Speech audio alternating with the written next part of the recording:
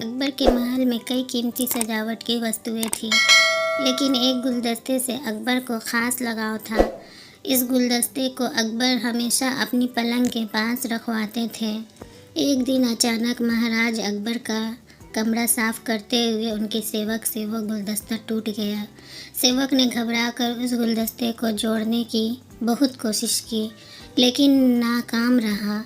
हार कर उसने टूटा हुआ गुलदस्ता को कूड़ेदान में फेंक दिया और दुआ करने लगा कि राजा को इसके बारे में कुछ पता ना चले।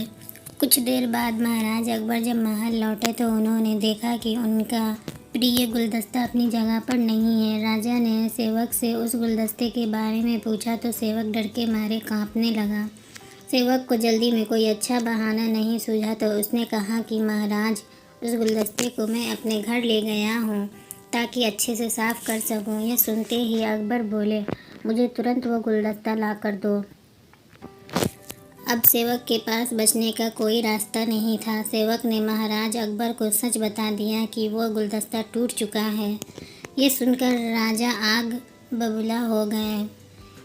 क्रोध में राजा ने उस सेवक को फांसी की सज़ा सुना दी। राजा ने कहा, झूठ मैं बर्दाश्त नहीं करता हूँ। जब गुलदस्ता टूट ही गया था तो झूठ बोलने की क्या ज़रूरत थी। अगले दिन इस घटना के बारे में जब सभा में जिक्र हुआ तो बीरबल ने इस बात का विरोध किया। बीरबल बोले कि झूठ हर व्यक्ति कभी न कभी बोलता ही है। किसी के झूठ बोलने से अगर कुछ बुरा या गलत नहीं होता तो झूठ बोलना गलत नहीं है। बीरबल के मुंह से ऐसे शब्द सुनकर अकबर उसी समय बीरबल पर भड़क गए। उन्होंने सभा में लोगों से पूछा कि कोई ऐसा है यहाँ जिसने झूठ बोला हो। सबने राजा को कहा कि नहीं, वो झूठ नहीं बोलते। यह बात सुनते ही राजा ने बीरबल को राज्य से निकाल दिया।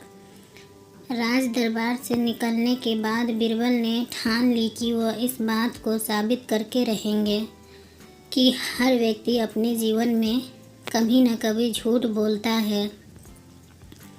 बीरबल के दिमाग में एक तरकीब आई, जिसके बाद बीरबल सीधे सुनार के पास गए। उन्होंने जौहरी से सोने की गेहूं जैसे दिखने वाली बाली बनवाई और उसे लेकर महाराज अकबर की सभा में पहुंच गए। अकबर ने जैसे ही बीरबल को सभा में देखा तो पूछा कि अब तुम यहाँ क्यों आए हो।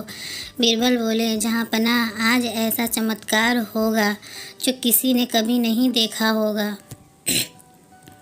बस आपको मेरी पूरी बात सुननी होगी। राजा अकबर और सभी सभापतियों की जिज्ञासा बढ़ गई और राजा ने बीरबल को अपनी बात कहने की अनुमति दे दी।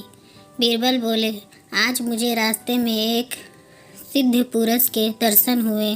उन्होंने मुझे यह सोने से बनी गेहूं की बाली दी है और कहा है कि इसे जिस भी खेत में लगाओगे वहाँ सोने की फसल उगेगी। अब इसे लगाने के लिए मुझे आपके राज्य में थोड़ी सी ज़मीन चाहिए। राजा ने कहा, ये तो बहुत अच्छी बात है, चलो हम तुम्हें ज़मीन दिला देते हैं। अब बीरबल कहने लगे कि मैं चाहता हूँ कि पूरा राज दरबार ये चमत्कार देखे। बीरबल की बात मानते हुए पूरा राज दरबार खेत की ओर चल पड़ा। खेत में पहुंचकर बीरबल ने कहा कि इस सोने से बनी गेहूं की बाली से फसल तभी उगेगी जब इसे ऐसा व्यक्ति लगाए जिसने जीवन में कभी झूठ ना बोला हो। बीरबल की बात सुनकर सभी राज दरबारी खामोश हो गए और कोई भी गेहूं की बाली लगाने के लिए तैयार नहीं हुआ।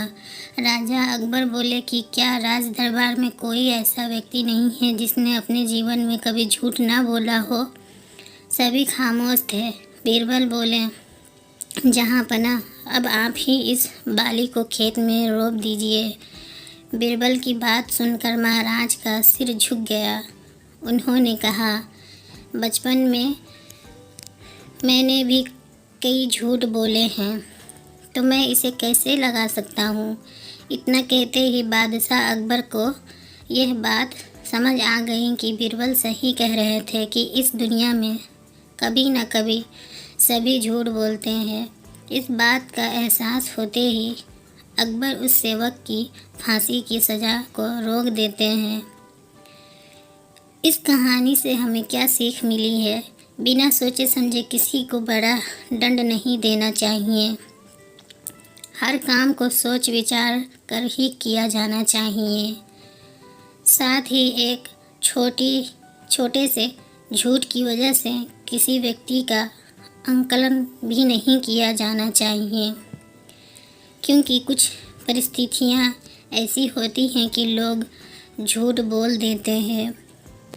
हमें इस कहानी से क्या सीख मिली है, आप लोग कमेंट करके ज़रूर बताएं और चैनल को ज़रूर सब्सक्राइब करके जाएं। Thanks for watching.